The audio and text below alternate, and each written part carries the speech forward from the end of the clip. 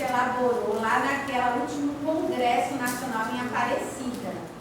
Ali, a gente aprovou o conteúdo desse documento do marco referencial. Onde está a missão, onde está as áreas de atuação, onde estão as áreas estratégicas, onde, por exemplo, o voluntariado entra como orientação estratégica. Não tem como isso não ser estratégico para cá. A maioria dos nossos agentes são voluntários, mais de 80%. Sem o trabalho dos voluntários e voluntárias, nós não teríamos condição de ter tanta capilaridade. Então, foi ali que a gente constituiu esse documento. Esse documento foi de 2017.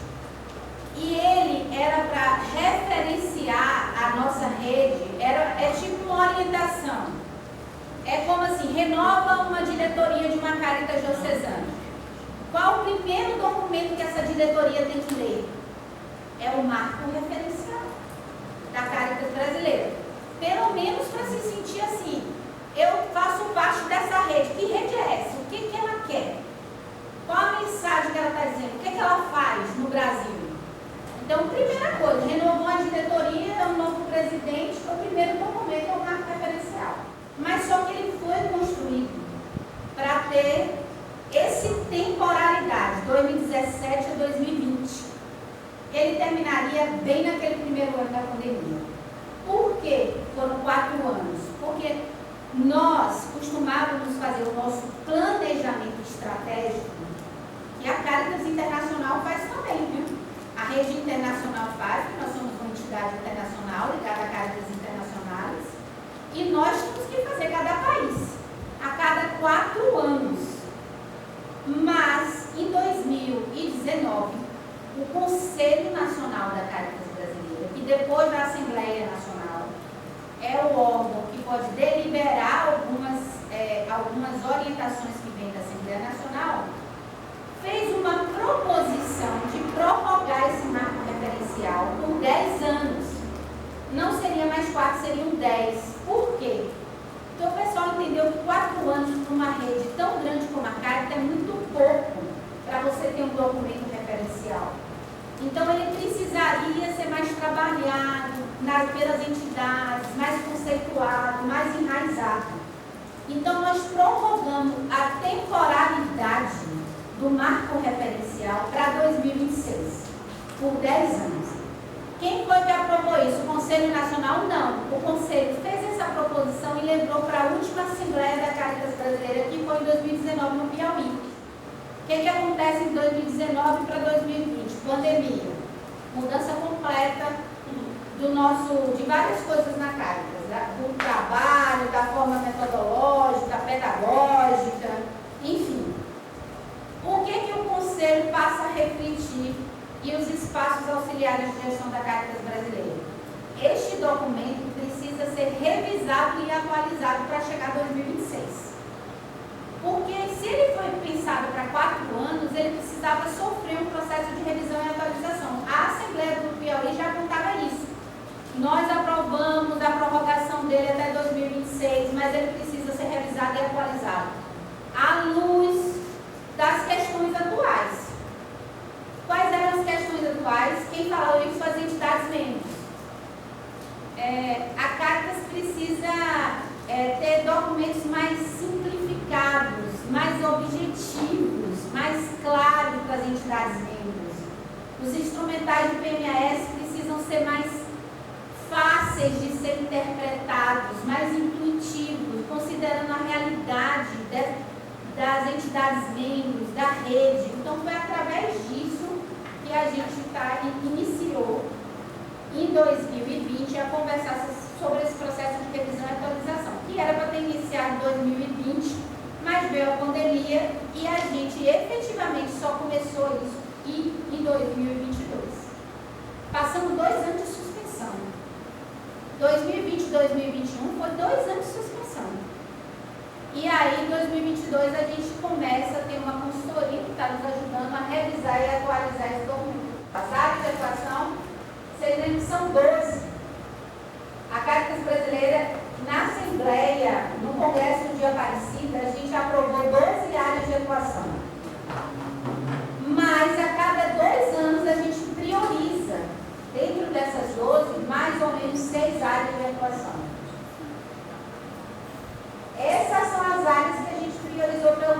2022 e 2023, priorizou a nível nacional. Economia popular solidária, convivência com biomas, migração, mudanças climáticas, infância, adolescência e juventude, mulheres e equidade de gênero. Não dá comunidades, povos e comunidades tradicionais como área priorizada para o biênio, mas no biênio passado era. Não é que a gente não faça atuação, porque vocês acabaram de dizer que aqui para o Rio Grande do Sul é uma área priorizada. A gente prioriza nacionalmente, cada regional, dentro das 12, tem que fazer seu processo de priorização para o biênio. Esse é o nosso processo de PMS, nós estamos na fase aqui de planejamento, né? No meio do ano a gente monitora, no final do ano a gente avalia. E esse é o calendário nosso da revisão do marco referencial. Já tem o primeiro esboço de um documento do marco referencial. A gente trabalhou ano passado com várias equipes de trabalho. Esse documento foi socializado com os regionais. A equipe regional aqui recebeu no início de fevereiro. E teria até agora, o início de março, para fazer observações sobre esse documento. Olha, sentimos falta disso, daquilo e daquilo. Nós vamos pegar todas as observações que vieram do conjunto da Caritas brasileira, fechar isso nessa reunião do conselho que vai ser semana que vem, que eu falei. Depois desse documento fechado, ele desce para as entidades membros. E vai ser um processo das entidades membros ter esse documento atualizado, revisado, fazer leituras, fazer observações, fazer sugestões e indicações que vai desaguar onde? Lá na Assembleia Nacional, que vai ser em Belo Horizonte, já está definido o local, 27 a 30 de novembro desse ano. Então, esse documento revisado e atualizado vai ser uma peça-chave para que cada entidade membro aqui possa ler, fazer suas observações e se preparar num processo de avaliação para a Assembleia. Então, ele é parte-chave no nosso processo preparatório. Quem for na Assembleia vai ter que ter lido esse documento, porque senão vai lá passear ou ficar perdido sem entender. Então, quando vocês forem definir quem ser lógico, que normalmente às vezes são os presidentes, né? As presidentes, são as pessoas que muitas vezes não estão no cotidiano das nossas reuniões, mas se foram eles e elas que estarão indo, vocês precisam prepará-los. Olha, esse documento aqui você tem que ler. A gente tem que fazer reunião aqui no conjunto, a gente tem que se preparar, porque vai ser discutido lá. Então a gente tem que ir para a Assembleia com uma leitura. E o regional também, tenho certeza que vai favorecer momentos coletivos de reflexão. O regional é para isso, para ter uma reunião virtual com vocês, ou se terá outra presencial, com certeza antes da Assembleia daqui. Vocês vão ter a oportunidade de dar esse primeiro retorno para esse coletivo aqui do regional do Rio Grande do Sul sobre esse documento, para levar uma opinião mais do coletivo aqui do regional do Rio Grande do Sul. Então isso é super importante, é um documento muito importante para o nosso processo preparatório. Em abril, todas as entidades membros terão esse documento com uma carta orientativa explicando. E aí, para estudar.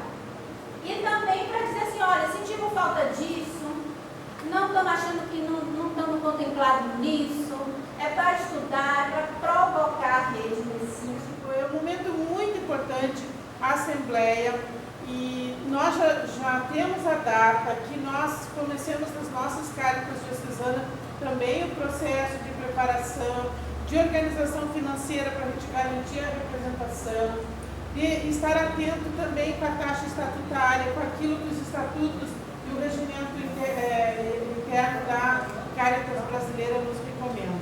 A Assembleia é um momento muito forte de tomada de decisões, é um momento em que nós levamos os nossos clamores, as nossas propostas e também celebramos junto com toda a nossa rede. E é ali que a gente assume os compromissos para dinamizar a nossa caminhada, né? Então, assim, o Rio Grande do Sul sempre procura se organizar e ter uma boa participação. Essa Assembleia, ela é uma Assembleia eletiva. Nós também vamos ter a oportunidade de indicar nomes para a composição do quadro, da diretoria, do Conselho Fiscal. Então, é um momento de decisão e é um momento de planejamento. Então, assim, ó, marquem essa data, comecem a dialogar.